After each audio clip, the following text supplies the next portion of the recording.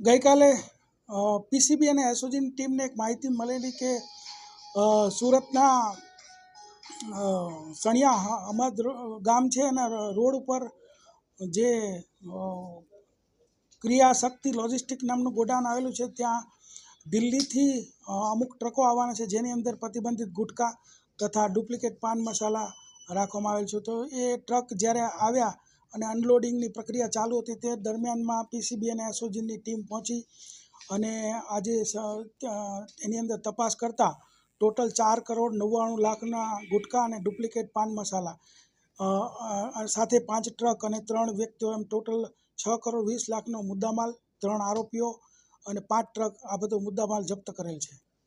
Sir, આ જે મુદ્દામાલ છે ક્યાંથી આવ્યો હતો, ક્યાં સપ્લાય થવાનો હતો, કઈ રીતે આ આખું નેક્સસ ચાલ્યું? અત્યારે જે પ્રારંભિક અમારી પાસે માહિતી છે એ મુજબ દિલ્હીથી આ જે પ્રતિબંધિત જથ્થો જે છે આવેલો હતો અને પ્રારંભિક જે પૂછપરછ કરી એમાં દિલ્હીથી આ લોકો ગુજરાત અને મહારાષ્ટ્રમાં સપ્લાય કરતા હતા અને ગુજરાતમાં આ સુરતથી પછી ક્યાં ક્યાં સપ્લાય થતો હતો એની હજી પૂછપરછ ચાલુ છે.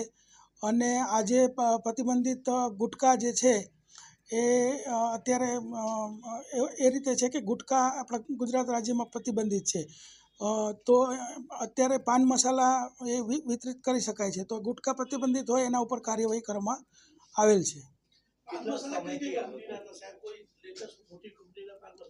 મોટી કંપનીના કોઈ પાન મસાલા મળ્યા નથી, પણ જે મળ્યા છે લેબલ એ મુજબ દિલબાગ, હોટ, સુહાના, રોયલ 1000, પછી T5, સિગ્નેચર, આવા પ્રકારના જે નામો છે એ મળેલા છે. અત્યારે જે પ્રારંભિક માહિતી મળી છે એ મુજબ 3 થી 4 મહિનાથી આ નેટવર્ક ચાલતું હતું અને આ અત્યારે જાણવા મળ્યું એ મુજબ કે ભાઈ જેને ગુટખા ખાતા હોય એ લોકો માટે પેલું જે મિક્સ કરવું ન પડે અને ડાયરેક્ટ મળી રહે એ માટે આ કરવામાં આવતું હતું. એ હજી તપાસ ચાલુ છે, એ બાબતે જ્યારે જાણકારી થશે ત્યારે આપવામાં આવશે. જેમની ધરપકડ કરવામાં આવી છે એમાં એક સંજય શર્મા અને સંદીપ નૈણ છે, જે લોકો અહીંયા કુંભારિયા રોડ સારોલી રહે છે, અને જે વિશાલ જૈન છે યુપીનો રહેવાસી છે, જે માલ લઈને આવેલો. આ ત્રણેયની ધરપકડ કરવામાં આવી છે અને બીજા 2 વોન્ટેડ આરોપીઓ છે. ના, તૈયાર થઈને અહીંયા આવ્યું હતું ને એની આપણે મુદ્દામાલ જપ્ત કરેલો છે.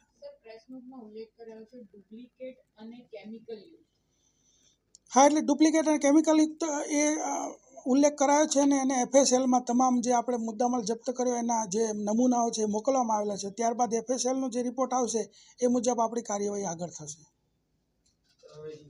સર, હવે આ જે જથ્થો છે એની ઉપર કોઈ સૂચના જે સામાન્ય રીતે જોવા મળે છે કે આ હાર્મફુલ છે, એ હતું કે નહીં?